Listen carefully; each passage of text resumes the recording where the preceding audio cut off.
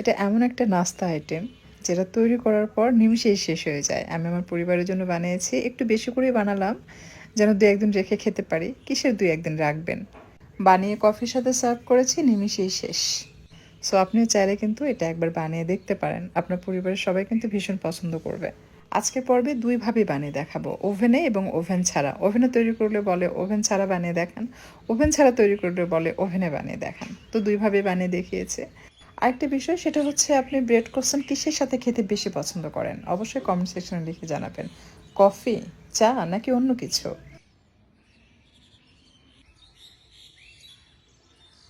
Bread ক্রোসান্ট বানানোর জন্য আমি ফুটন্ত গরম দুধ নিয়েছি ১ কাপ, আর তাতে 1/4 কাপের মতো বাটার মিক্স করে নিচ্ছি, অথবা তার থেকে বেশিও হতে পারে, কারণ গলানোর পর কিন্তু এটা আবার বেড়ে যায়।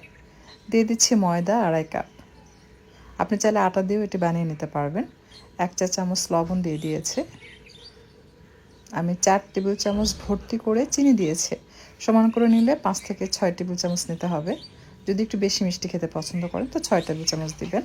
সাথে ১ চা চামচের একটু বেশি ইস্ট দিয়েছি, ১.৫ চা চামচের মতো বা তার থেকে একটু কম হবে।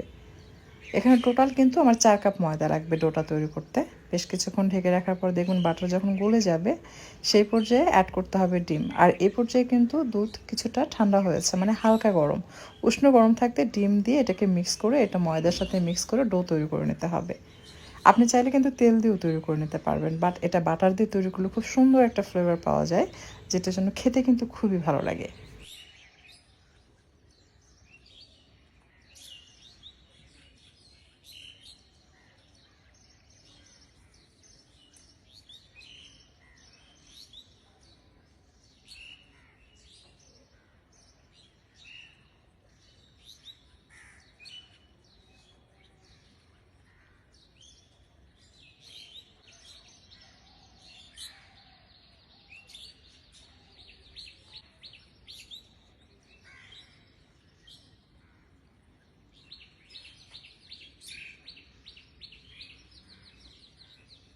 আপনার ভিডিওতে লক্ষ্য করলে বুঝতে পারবেন আমি কিন্তু ধাপে ধাপে ময়দা অ্যাড করেছি। ডো তৈরি করতে টোটাল আমার ৪ কাপ ময়দা লেগেছে। আর এই পর্যায়ে সামান্য গলানো বাটার দিয়ে এটাকে খুব ভালোভাবে মেখে নিয়েছি, এবং ডোটা যখন এরকম মসৃণ হয়ে যাবে সেই পর্যায়ে ঢাকনা দিয়ে ঢেকে এটাকে রেখে দিতে হবে। ততক্ষণ পর্যন্ত ঢেকে রাখবেন যতক্ষণ পর্যন্ত ডোটা ফুলে ডাবল না হবে। যদি দ্রুত এটাকে ফোলাতে চান তাহলে হালকা গরম পানির উপরে অথবা রোদে এটাকে রেখে দিতে পারেন। এতে করে অল্প সময়ের মধ্যে ডোটা ফুলে দ্বিগুণ হয়ে যাবে।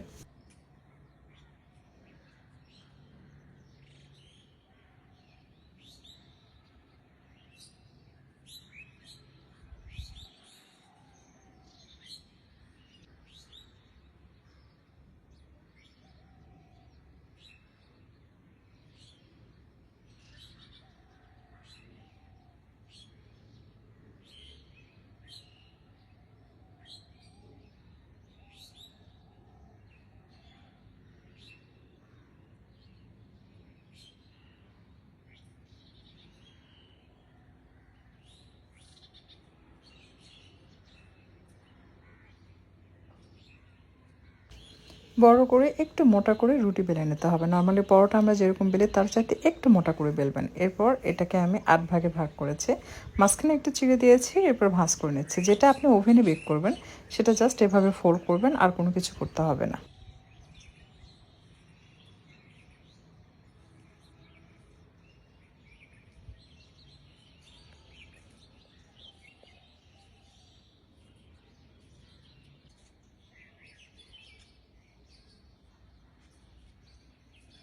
সবগুলো তৈরি করে নেওয়ার পর আমি এটা যেহেতু ওভেনে বেক করব, তাই কাঁচের ওভেন প্রুফ যে সার্ভিং ডিশ রয়েছে সেটার মধ্যে আমি আগে থেকে বাটার ব্রাশ করে সেটার উপরে ব্রেড ক্রোসানগুলো সাজিয়ে রাখছি। এটা প্লাস্টিক র্যাপার দিয়ে ঢেকে আমি আলাদাভাবে আধা ঘন্টা রেখে দেবো যেন ফুলে ওঠে। আর এখানে নিয়েছি ডিমের কুসুম, যেটা আমরা তেলে ভাজবো সেটাতে ডিমের কুসুম ব্যবহার করতে হবে, এটা আঠার কাজ করবে।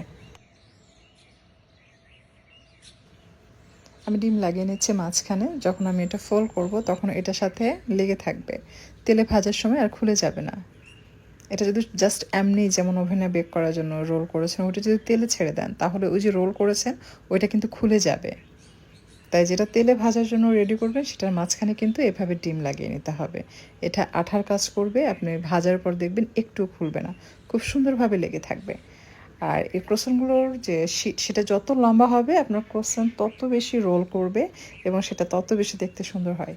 তো আমি যেটাতে বেলেছি এটা সাইজে ছোট, সেটা যতটুকু সম্ভব ততটুকুই বড় করেছি। আপনারা যত বেশি বড় করে বেলবেন এটা তত বেশি সুন্দর হবে। দেখুন এগুলো একটু টেনে টেনে বড় করেছি, যার জন্য এগুলো দেখতে কিন্তু অনেক বেশি কিউট লাগছে। এখন তেলে ভেজে নেব। এগুলো বানানোর পর কিন্তু আমি ০.৫ ঘন্টা বা ১০ মিনিট রেস্টে রাখিনি, জাস্ট বানানো হয়েছে, সাথে সাথে তেলে ছাড়ছি। আর তেলটা কিন্তু হালকা গরম থাকতে এই ক্রোসেন্টগুলোকে ছাড়তে হবে, খুব বেশি গরম অবস্থায় ছাড়া যাবে না, তাহলে কিন্তু দ্রুত উপরে কালার চলে আসবে, ভেতরে কাঁচা থাকবে। যেহেতু এটা রোল করা হয়েছে, সো ভেতরে কিন্তু সিদ্ধ হতে একটু সময় লাগে, তাই হালকা গরম তেলে ছেড়ে এটাকে ভেজে নিতে হবে। দেখুন খুব সুন্দর লাগছে এবং খুব সুন্দর ফ্লাফি হয়েছে।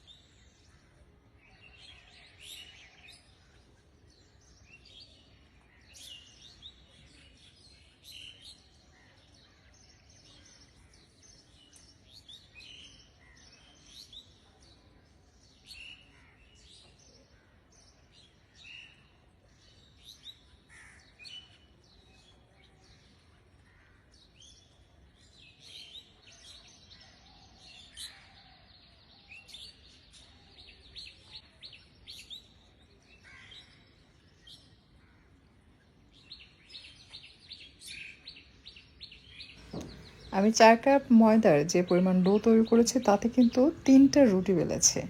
একটা রুটির যে ক্রোসেন্ট সেটা রেখেছি ওভেনে বেক করার জন্য, বাকি ২টা আমি ভেজে নিলাম। দেখতে পাচ্ছেন কতগুলো যে তৈরি করেছে। অনেকেই জিজ্ঞেস করবে কতটুকু ময়দা লেগেছে, কত কেজি, কেজি হিসেবে জানতে চান। এখানে 1/2 কেজির বেশি হবে ময়দা রয়েছে। তো এই নাস্তাটা বানালে একটু বেশি করে বানাবেন, যেন রেখে ২-১ দিন পর খাওয়া যায়। কারণ আমি 1/2 কেজির বেশি হবে ৪ কাপ ময়দা দিয়ে বানিয়েছি, বাট আমার এটা ছিল না, তখনই শেষ। সকালবেলা বাচ্চারা চেয়েছে, দিতে পারিনি। সো ভাবছি আবারও আমি হয়তো তৈরি করব অন্য কোনোভাবে। সো আপনারা তৈরি করলে অবশ্যই একটু বেশি করে তৈরি করবেন। আর এটা আমি বেশ কিছুক্ষণ ঢেকে রেখেছিলাম, একটু ফুলেছে দেখতে পাচ্ছেন। ওপরে ডিম আর দুধ, মানে ডিমের যে কুসুম ছিল সেটার মধ্যে সামান্য দুধ মিক্স করে ব্রাশ করে আমি এটাকে ওভেনে বেক করতে দিচ্ছি ১৮০ ডিগ্রি সেলসিয়াস তাপমাত্রা। এটা ১৮-২০ মিনিটের মতো বেক করতে হবে। এটা আসলে নির্ভর করে, মানে এক এক ওভেন এক এক রকম হয়, ২-৪ মিনিট এদিক ওদিক হতে পারে। সো আপনারা অবশ্যই লক্ষ্য রাখবেন, যখনই দেখবেন এরকম ব্রাউন কালার হবে সাথে সাথে ওভেন থেকে বের করবেন। করে আপনারা কোনো কিছুতে ঢেকে রেখে দিতে পারেন, বাট ওভেনে রাখবেন না, তাহলে উপরের অংশ কিন্তু শক্ত হবে। তো দেখুন নিচের অংশটা হয়েছে এরকম, আমি আপনাদেরকে একটু ভেঙে দেখাই। দেখুন ভিতরে কিন্তু রোল কতটা লেয়ার সেটা কিন্তু বোঝা যায়, খুবই সুন্দর। আর এটা তেলে ভাজা যেটা সেটা, তবে আমি বলবো যে আমার কাছে তেলে ভাজাটা খেতে বেশি ভালো লেগেছে। সো আপনি ওভেনেও চাইলে বেক করতে পারবেন, আবার তেলে ভেজেও তৈরি করতে পারবেন। তেলে ভেজে শর্ট টাইমে ঝটপট এই নাস্তা বানিয়ে নেওয়া যায়। আমি এটা গরম গরম কফি অর্থাৎ ডালগোনা কফির সাথে সার্ভ করেছি। আমার পরিবারের সবাই এটা খেতে খুবই পছন্দ করেছে। সো আশা করছি আজকে সহজ রেসিপি আপনাদের কাছে ভালো লেগেছে। যদি রেসিপি আপনাদের কাছে ভালো লেগে থাকে এবং আপনি যদি ভেবে থাকেন যে আপনি এটা ট্রাই করবেন, তাহলে অবশ্যই আপনি আপনার টাইমলাইনে এটা শেয়ার করে রাখবেন, অথবা আপনার পরিবার পরিজন বা ফ্রেন্ড সার্কেলকে মেসেঞ্জারে দিয়ে রাখবেন। এতে করে সুবিধা হচ্ছে যখনই আপনার ভিডিওটি প্রয়োজন আপনি সেখান থেকে কিন্তু ভিডিওটি দেখে রেসিপিটি ট্রাই করতে পারবেন। তা না হলে কিন্তু রেসিপি খুঁজে পাবেন না কোথাও।